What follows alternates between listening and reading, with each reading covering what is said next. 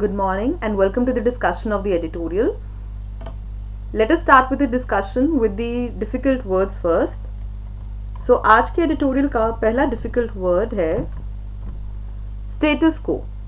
Now status quo एक phrase होता है जिसका मतलब होता है present situation, जो भी current, जो भी हाल फिलहाल की जो situation होती है, scenario होता है, उसको आप बोलते हो कि वो उस वक्त का status quo है, ठीक है. एंड ये एक फ्रेज के तौर पे काम करता है, ठीक है. फिर आता है phrase benchmark interest rate. Benchmark interest rate जो होता है वो एक ऐसा इंटरेस्ट रेट होता है जिसको हम एक स्टैंडर्ड यानी कि एक बेस मानते होते हैं, जिसके बेसिस पे बाकी सारे बैंक्स जो हैं वो अपने लोन्स का इंटरेस्ट रेट, डिपॉजिट्स का इंटरेस्ट रेट जो है वो तय करते हैं, ठीक है. तो एक बेस रेट जिसको आप बोल सकते हो, एक स्टैंडर्ड रेट जिसके हिसाब से बाकी जो इंटरेस्ट रेट्स हैं वो तय किए जाते हैं. फिर आता है वर्ड स्टैंस. स्टैंस का मतलब होता है नजरिया, ठीक है. किसी भी चीज के बारे में सोचने का जो आपका वे ऑफ थिंकिंग, जो आपका नजरिया है, उसे स्टैंस कहा जाएगा. ANCE से एंड हो रहा है, ठीक है, तो ये एक नाउन का काम करेगा. फाइन. फिर आता है वर्ड इनकम्बेंट. इनकम्बेंट वर्ड हमने ना बहुत सारे आर्टिकल्स में पढ़ा है और अलग अलग मीनिंग्स कैरी करता है. तो कभी हम इनकम्बेंट का मतलब हम पढ़ चुके हैं एक दो आर्टिकल्स में, जिसमें इसका मीनिंग होता है कुछ ऐसा, कोई टाइटल, करंट टाइटल जब कोई व्यक्ति होल्ड कर रहा हो तो हम बोलते हैं कि वो इनकम्बेंट है, ठीक है. कोई पोजीशन पे है, कोई टाइटल, कोई डेजिग्नेशन पे है और उसको करंटली उसमें काम कर रहा है, तो वो व्यक्ति इनकम्बेंट होता है. लेकिन इस आर्टिकल में इनकम्बेंट का एक और मीनिंग बनता है विच इज नेसेसरी, जरूरी. कोई भी चीज जो किसी कार्य के लिए, किसी व्यक्ति के लिए बहुत ज्यादा आवश्यक है, जरूरी है, नेसेसरी है, तो आप बोलते हो कि इट इज इनकम्बेंट, ठीक है. एंड ये एक एडजेक्टिव का काम करेगा. फाइन. देन आता है वर्ड रिबाउंड करना. री का मतलब वैसे ही क्या हो गया, दोबारा. हमने पढ़ा हुआ है कि अगर कोई वर्ड प्रीफिक्स री से स्टार्ट होता है इट मींस दोबारा, अगेन, ठीक है. सो रीबाउंड का मतलब होता है जब किसी भी चीज की जो प्राइजेस हैं, ठीक है, उसमें गिरावट आए और गिरावट आने के बाद वो चीज दोबारा से बाउंस बैक करे, दोबारा से राइज आना स्टार्ट हो, यानी कि रीबाउंड हो रहा है. इन जनरल ऑल्सो कोई भी चीज की जब गिरावट हो, ठीक है, डाउनफॉल हो और उसके बाद वो बढ़ना शुरू हो, तो हम बोलते हैं कि वो रिबाउंड हो रहा है, ठीक है. And this will be a verb, ठीक है, and it can also act as noun. फिर बात करते हैं परसिस्टेंटली. लास्ट में ly आ गया, ये एडवर्ब का काम कर रहा है, ठीक है. अगेन मैं ये नहीं कह रही हूँ कि हर वर्ड जिसके लास्ट में ly आएगा वो एडवर्ब होता है, नहीं, पर हाँ चांसेस होते हैं कि शायद वो एडवर्ब का काम करे, ठीक है. तो परसिस्टेंटली का मतलब क्या होता है कि कोई भी चीज जब लगातार रिपीटेडली या एक लंबे समय से कोई काम हो रहा है, कोई कार्य किया जा रहा है, तो वो परसिस्टेंटली हो रहा है, ठीक है. Then comes the word outlook. Outlook is a noun. और अगेन इसका मतलब क्या होता है, किसी भी इंसान का जो नजरिया है किसी चीज के बारे में, उसको आप आउटलुक बोलते हो. अब देखो, एक स्टैंस वर्ड हमने पढ़ा और ये आउटलुक, सो दोनों का मतलब क्या होता है, वे ऑफ अंडरस्टैंडिंग, सोचने का नजरिया. फिर आता है वो फ्रेज अंडर वाटर. कोई भी चीज अगर अंडर वाटर होती है तो इसका मतलब होता है कि उसकी जो कीमत है, उसकी जो वैल्यू है वो कम हो गई हो. फाइन. अंडर से याद रख लो, अंडर मतलब नीचे, तो किसी भी वैल्यू में गिरावट आ रही है, कीमत में गिरावट आ रही है, मतलब वो अंडर वाटर है चीज, ठीक है. बढ़ते हैं ऑस्टेंसिबली पे. अगेन ly लग गया है, एडवर्ब है ये, ऑस्टेंसिबल से बना है. तो इसका मतलब क्या होता है, कोई भी चीज जो हमें लगे कि ऐसा अपीयर हो कि ऐसा सही है, बट दरअसल रियलिटी कुछ और हो, ठीक है. तो कोई चीज जो लगे बट दरअसल वो हो नहीं, ठीक है, सो ऑस्टेंसिबल होती है वो चीज. अपीयरिंग और claiming to be one thing but when it is really something else. Sanguine. Sanguine again adjective का काम करता है और इसका मतलब होता है कोई चीज जो हमें बहुत ही ज्यादा पॉजिटिव या होपफुल हो, जिसके बारे में हम आशावादी हो, जिस चीज को लेके एक पॉजिटिव रिजल्ट की हमें जब उम्मीद हो. फिर आता है to square with something. To square with something या टू स्क्वायर विद समवन का मतलब हो, अगर मैं बोलती हूँ कि ए जो है it can square with B, तो इसका मतलब है ये दोनों ही चीजें जो हैं ये बराबर से हमें ठीक लग रही हैं, सही लग रही हैं, दे आर गुड इनफ या रीजनेबल इनफ. तो दोनों ही ऑप्शंस जब सही लगे तो दे स्क्वायर विद ईच अदर. फिर आता है वर्ड प्रोग्नोस्टिकेटिंग, जो हम बहुत बार आर्टिकल्स में अब पढ़ चुके हैं। प्रोग्नोस्टिकेटिंग का मतलब क्या होता है, आने वाले टाइम में कोई चीज अगर होनी हो उसके बारे में आप पहले से ही जब जजमेंट दे दो कि ये इस फील्ड में ये चीज ऐसे होगी, या ये चीजों का जो रिजल्ट है वो ऐसा होगा, तो आप क्या कर रहे हो, प्रोग्नोस्टिकेट कर रहे हो। Fine, again this will act as verb.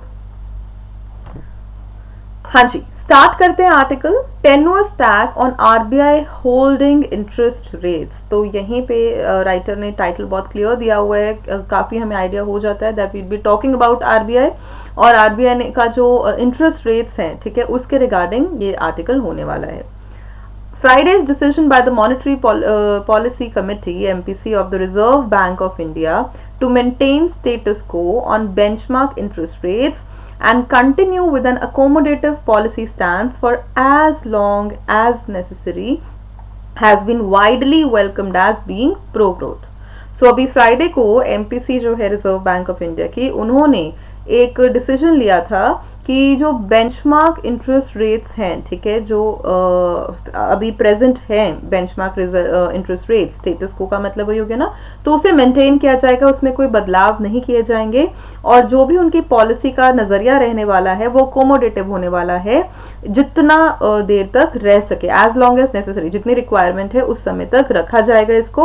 और ये जो डिसीजन है उनका इन इंटरेस्ट रेट्स को मेंटेन करके रखने का, इस डिसीजन को प्रो ग्रोथ कहा गया है, और काफी ज्यादा यू कैन से इसको वेलकम किया गया है, स्वीकारा गया है। With the MPC noting that the signs of economic recovery were still far from broad-based, the panel asserted that it was incumbent on policymakers to support a durable rebound. तो MPC ने ये बात नोट की थी कि जो science है economic recovery के, जो अभी पैंडेमिक की वजह से इकोनॉमी का डाउनफॉल हुआ था, गिरावट आई थी, तो जो उसकी रिकवरी के जो साइन हैं वो अभी भी ब्रॉड बेस्ड नहीं है, अभी भी उसमें काम करने की जरूरत है। They are still far from broad based, ठीक है, मतलब ब्रॉड बेस्ड अभी भी नहीं है। और पैनल ने ये बात असर्ट की, इस बात पे जोर दिया कि ये इनकम्बेंट हो जाता है, जरूरी हो जाता है कि जो पॉलिसी मेकर्स हैं वो एक ड्यूरेबल रिबाउंड को सपोर्ट करें। वो एक ऐसे रिबाउंड को, एक ऐसा यू कैन से वापस से जब ये तेजी आए या वापस से जब इकोनॉमी रिकवर होनी स्टार्ट हो, तो ये रिकवरी जो है ये ड्यूरेबल हो, ये लंबे समय तक रह सके। The MPC also flagged its expectation that inflation would continue to remain elevated through coming months to average 6.3%, well above the 6% upper bound of its target range through the second half of the current fiscal. So यहाँ पे writer क्या बता रहे हैं कि MPC ने ये भी जो एक्सपेक्टेशन थी इसको इसके बारे में ये कहा है कि जो इन्फ्लेशन है, जो प्राइस राइज चल रहा है, इन्फ्लेशन चल रही है, वो अभी एलिवेटेड ही रहेगी, वो अभी बढ़ेगी ही, और आने वाले महीनों में अगर एवरेज देखी जाए इन्फ्लेशन की तो 6.3% तक रहने वाली है, जो कि अगर हम टारगेट रेंज देखते हैं तो उसकी अपर लिमिट जो 6% है उससे ज्यादा ही है, 6.3% का एवरेज रहने वाला है अगर हम सेकेंड हाफ देखते हैं इस करंट फिस्कल की, ठीक है। The RBI, which in October estimated retail inflation to range between 4.5% and 5.4% in the 6-month period, has in just 2 months raised its projection for price gains by at least close to 1 percentage point, ठीक है। तो अक्टूबर में RBI ने एक अंदाजा लगाया था कि जो रिटेल इन्फ्लेशन है वो 4.5 से लेके 5.4% के बीच में होने वाली है 6 महीने के इस पीरियड में, लेकिन 2 महीनों के अंदर अंदर उन्होंने जो ये 4.5 और 5.4 के बीच की रेंज का प्रोजेक्शन किया था, अंदाजा लगाया था, एस्टिमेट किया था, ये 1 परसेंटेज पॉइंट से एटलीस्ट बढ़ा दिया गया है। Seen in this slide, the MPC's decision shows that the RBI is clearly prioritizing growth over price stability for now. तो इस नजरिए से अगर देखा जाए तो राइटर ये कह रहे हैं कि MPC का डिसीजन ये बात को शो करता है कि फिलहाल RBI के लिए प्राइस स्टेबिलिटी, क्योंकि प्राइस राइज में तो बढ़ोतरी हो रही है, तो प्राइस स्टेबिलिटी से ज्यादा फिलहाल वो जो फोकस कर रहे हैं वो कर रहे हैं इकोनॉमिक ग्रोथ पे। While the compulsion to ensure that monetary policy remains broadly supportive of an economy that is in recession as a fallout of the COVID-19 pandemic and accompanying lockdowns is understandable, तो writer ये कह रहे हैं कि हाँ, ये जो monetary policy जो है, ठीक है, इसको इकोनॉमी को सपोर्ट करना, वो कंपल्शन जो है, वो जो ज़रूरी बनता है इस वक्त इकोनॉमी को सपोर्ट किया जाए। क्यों? क्योंकि जो कोविड-19 पैंडमिक की वजह से जो इकोनॉमी पे असर हुआ, जो रिसेशन आया, ठीक है, उसकी वजह से जो लॉकडाउन्स लगे कोविड-19 पैंडमिक की वजह से, उन लॉकडाउन्स की वजह से ये जो इकोनॉमी में डाउनफॉल आया है, उस पे अभी सपोर्ट करना उस इकोनॉमी को ज़रूरी बनता है, ठीक है। इट इज़ अंडरस्टैंडेबल, समझा जा सकता है। The rate setting panel's readiness to shrug off both persistently high inflation and its own outlook on prices is cause for concern. लेकिन प्रॉब्लम क्या है? प्रॉब्लम ये है, या चिंता का विषय राइटर कहते हैं ये है कि जो रेट सेटिंग पैनल है, उन्होंने उनकी जो रेडनेस है श्रग ऑफ करने का मतलब होता है पल्ला झाड़ देना। तो जो कंटिन्यूअसली जो ये प्राइस राइज हो रहा है या जो इन्फ्लेशन हो रही है, इसको इससे जो पला झाड़ने का काम हुआ है, या जो राइटर को लगता है कि जो आउटलुक है उनका, जो नजरिया प्राइसेस को लेकर, वो उनके हिसाब से चिंता का विषय बन जाता है, ठीक है। So right now what he feels is कि इकोनॉमिक ग्रोथ पे को प्रायोरिटी देना ठीक है, वो जरूरी है, लेकिन साथ ही साथ प्राइस स्टेबिलिटी पे भी थोड़ा सा ध्यान देने की आवश्यकता है। Recent increases in the prices of iron ore, steel, and transportation fuels also add to the worries that cost pressures are continuing to accumulate at a time when the economy is still well under water. तो अगर यहाँ पे बात करें iron ore की, steel की, transportation fuels की, इन सब में इनकी कीमत में, प्राइसेस में बढ़ोतरी हुई है, और they are adding to the worries. जो ऑलरेडी जो कॉस्ट का प्रेशर है, जो ऑलरेडी जो इतना प्राइस राइज का प्रेशर है, ये उसमें और उन चिंताओं को बढ़ रहा है। यू कैन से चिंताएं बढ़ रही हैं जब iron ore, steel, transportation fuels के प्राइसेस में भी इंक्रीज हो रहा है, ठीक है। एंड ये सारे प्राइसेस तब इंक्रीज हो रहे हैं, ये एक्यूमुलेट हो रही हैं सारी चीजें उस समय पे जब इकोनॉमी अभी भी पूरी तरह से रिकवर नहीं हुई है, अभी भी अंडर वाटर है, मतलब अभी भी परेशानी का विषय है, या अभी भी रिकवर नहीं हुई है properly. The RBI has also surprisingly raised its GDP forecast for the full year. The central bank now expects the economy to shrink by only 7.5% in the 12 months ending in March, a full 2 percentage points shallower than the 9.5 contraction it had projected in October. तो यहाँ पे एक surprisingly writer के लिए एक बात ये है कि आरबीआई ने जो उनका जीडीपी फोरकास्ट था, जो उन्होंने यू कैन से प्रोजेक्ट किया था, कि उनको उनके हिसाब से जो एस्टिमेट लगाया गया था जीडीपी का, उसमें भी यू कैन से इंक्रीज हुआ, एक रेज आया है। पहले जो कॉन्ट्रैक्शन उम्मीद रखी जा रही थी अक्टूबर में, वो थी 9.5% की, लेकिन 2 परसेंटेज पॉइंट्स का यू कैन से इसमें सुधार होते हुए जो एक्सपेक्टेशन अब है वो ये है कि it will be somewhere around 7.5%, ठीक है।